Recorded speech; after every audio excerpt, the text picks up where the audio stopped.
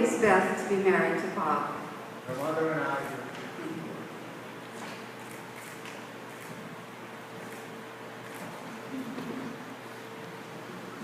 Please be seated.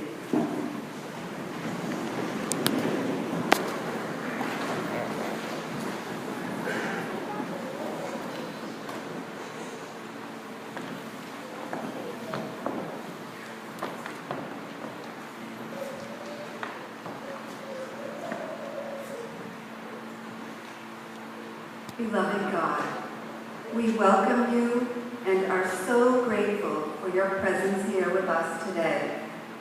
We have come here as a community of family and friends to love and support Beth and Bob, to witness their entrance into the sacred and joyous covenant of marriage, and to celebrate the beginning of their journey together as husband and wife. Let us lift our hearts together as one in jubilant celebration of the marriage union we are about to witness between Beth and Bob. As they enter into the sacred and joyous covenant of marriage, we are blessed to witness the magnificence of their love, their open hearts, and their vibrant and willing spirits. Inspired by their love, let each of us rededicate ourselves to the loving relationships in our own lives. May we all be enriched for having shared this day together.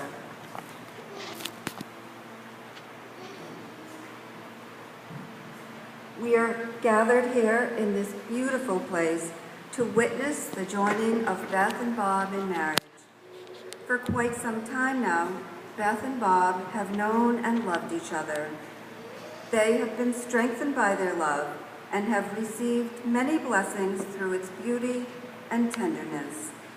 They have learned that they can depend on each other and on the power of their love, and that through each other, they are becoming better people. Today, they come before us to enter into the sacred covenant of marriage, vowing to be partners through the trials and triumphs of their shared life. They are declaring to each other and to all of us present that they will be by each other's side no matter what life brings their way. Let us now come together as families and friends to witness, to support, and to celebrate Beth and Bob. Please join me in wishing them a healthy, loving, and joyful marriage.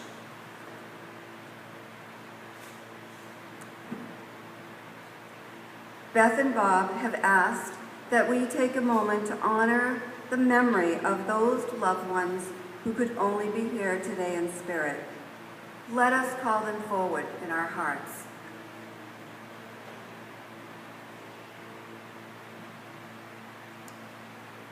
Beth and Bob would like to extend their love and best wishes to Bob's dad, Bill Whirling, and his Aunt Sandy, who live in Buffalo, New York, and were unable to make the trip.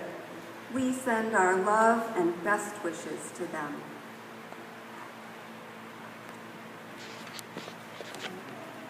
Beth and Bob, today we have come together to celebrate the love you have found with each other.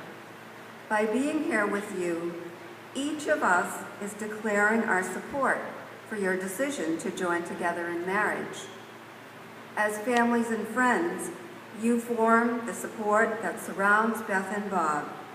Each of you, by your presence here today, is being called upon to uphold them in honoring and loving each other. Always stand beside them, never between them. Offer them your love and support, not your judgment. Encourage them with your kindness and loving hearts, and honor this marriage into which they have come to be joined today. You represent the families, friends, and traditions that have brought Beth and Bob to this point in their lives. Please affirm your support for this marriage by responding, "Yes, we do," to the following question.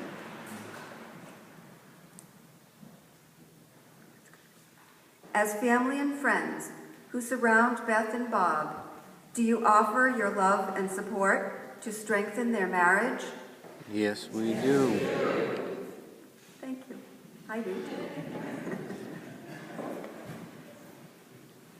Beth and Bob would like to thank their parents, whose love, support, and nurturing are such an essential part of who they are today.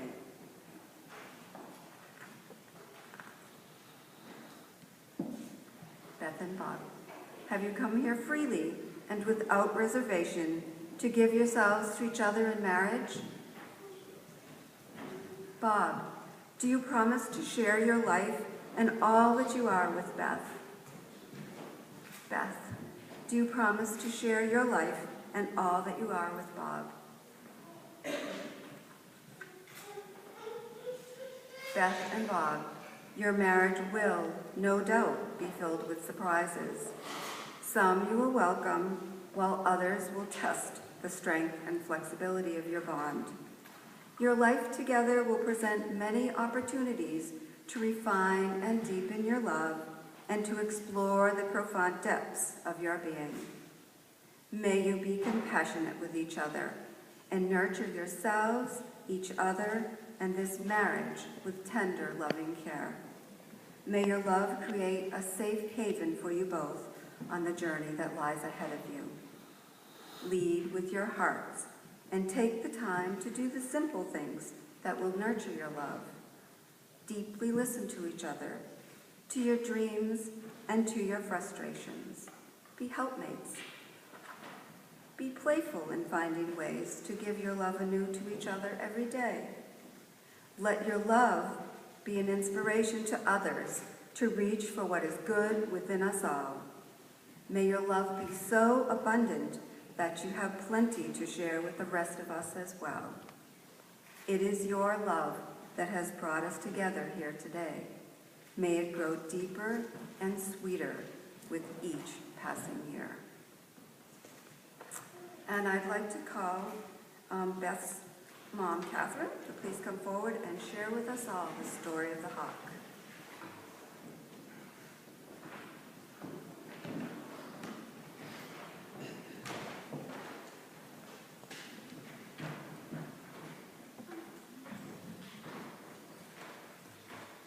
Good afternoon. This is a rundown on the story of Beth and Bob.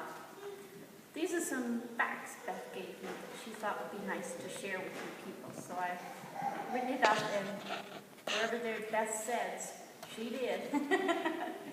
2007, Twin Rivers Casino. Beth meets Bob. They're watching a Red Sox game. He's taken in by her red high heels, and if you know Beth, they're usually about this high. He thought those were pretty cool. Well, Beth was kind of shy and not really super keen on bursting forth with conversation. She really thought Bob was pretty hot, but she wasn't ready to venture forth and talk about make the first move. 2008, Groundhog Day. Beth and Bob had their first date. Beth mistakenly had thought back at the casino that Bob wasn't interested in her. It was really her shyness that kept her from speaking to him and giving him much encouragement. She kind of left him with the impression maybe she wasn't interested. Clearly wrong. I thought Bob was so handsome, this is a quote. I thought Bob was so handsome, I felt unable to talk to him. Many months later, days went by, New Year's comes. Fast approaching his Beth's 30th birthday. A good friend calls up, and that is a good friend, because look what happened. A good friend calls and invites Beth to a New Year's Eve party. Bob is going to be there. Sounds like a plan to me. Poor Bob. Bob was there.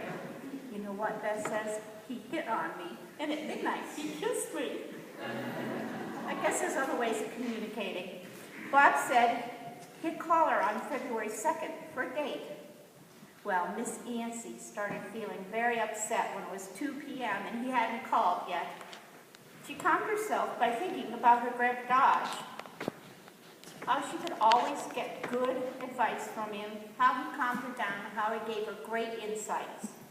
He's passed on now, but the whole family feels as if his spirit is close by in many times of distress or great joy, because a red-tailed hawk will circle suddenly, and wherever they are, wherever people of Beth and Bob are, they will see the red-tailed hawk, and they'll think of Grandpa. Well, finally came the time when Beth and Bob set out for their first date. He did call by a little after 2, and they went into Boston for the day. She said a quick prayer to the spirit of her grandfather. Show me a sign, see if this guy's worth it. They went into Boston for the day, and at one point they settled on a bench in a beautiful Boston garden. They sat down together, and a red-tailed hawk, and this is the truth, swept down and landed in the tree next to them. Grampy's sign, Beth thought, sure, this guy's okay. To this day, Beth has told me they often see a red-tailed hawk circling around them when they come out together. The day after they became engaged, Beth had a call at work. It was Bob who was working at home. Well, he said, Grandpa visited me today. A red-tailed hawk had landed in the birch tree outside their house, and it had seen Bob, and Bob had seen them. And it had seen them. That was the affirmation of true happiness ahead. I now want to read from Isaiah chapter 38. Hast thou not known, hast thou not heard, that the everlasting God, the Lord, the center and creator of ends of the earth, fainteth not, nor is weary? There is no searching of his understanding.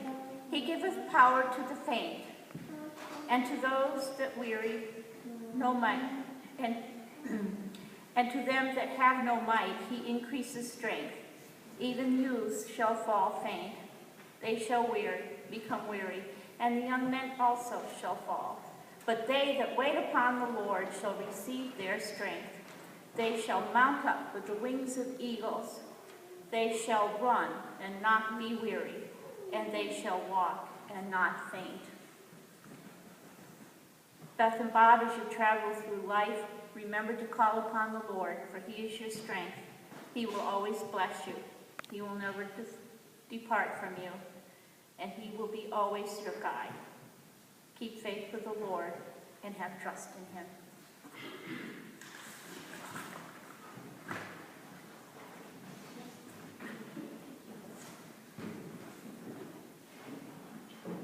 Thank you, Catherine.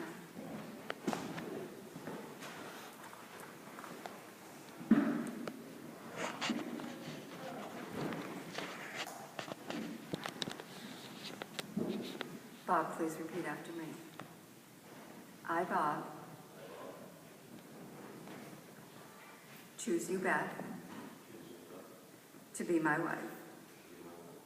From this day forward, I promise to love you, to honor you, to respect you, and to support you for as long as we both shall live. Beth, please repeat after me. I, Beth, choose you, Bob, to be my husband. From this day forward, I promise to love you, to honor you, to respect you, and to support you for as long as we both shall live.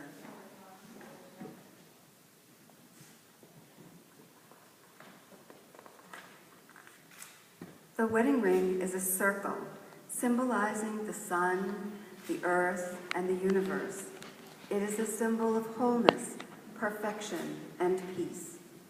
As you enter into the circle of your shared love, may you be blessed through your devotion to this union. May your journey as husband and wife be filled with peace, love, and joy. May we have the token of Bob's love for Beth.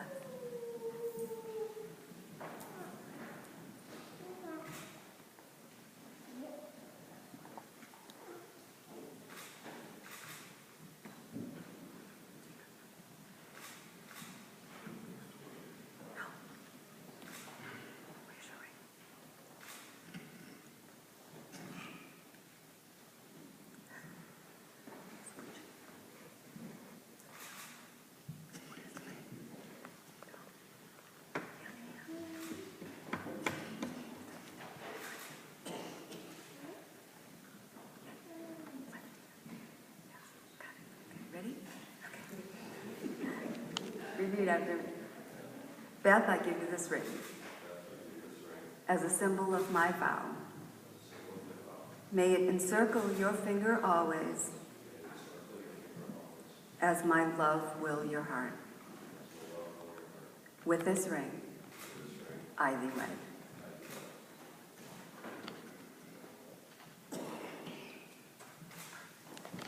And may we have a token of Beth's love for Bob.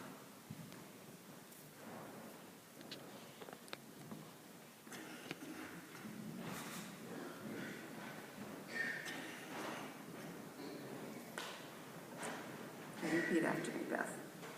Bob, I give you this ring as a symbol of my vow.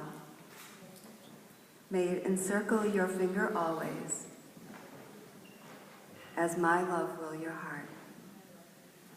With this ring, I thee wed.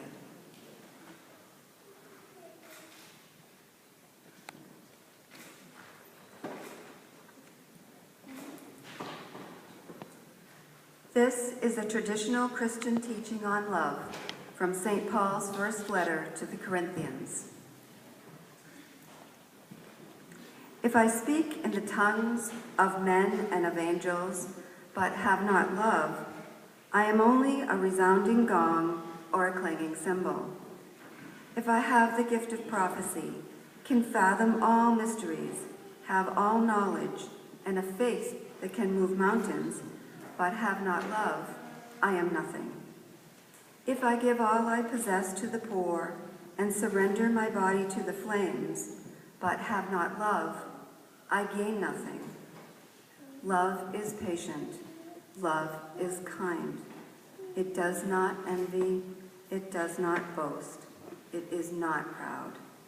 It is not rude. It is not self-seeking. It is not easily angered. It keeps no record of wrongs.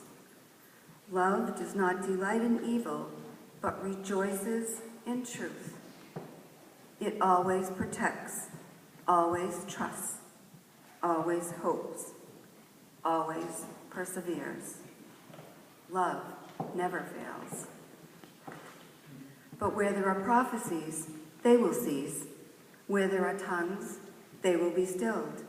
Where there is knowledge, it will pass away. For we know in part, and we prophesy in part. But when perfection comes, the imperfect disappears. When I was a child, I talked like a child, I thought like a child, I reasoned like a child. When I reached adulthood, I put childish ways behind me. Now we see but a poor reflection, as in a mirror. Then we shall see face to face. Now I know in part, then I shall know fully, even as I am fully known. And now these three remain: faith, hope, and love. But the greatest of these is love.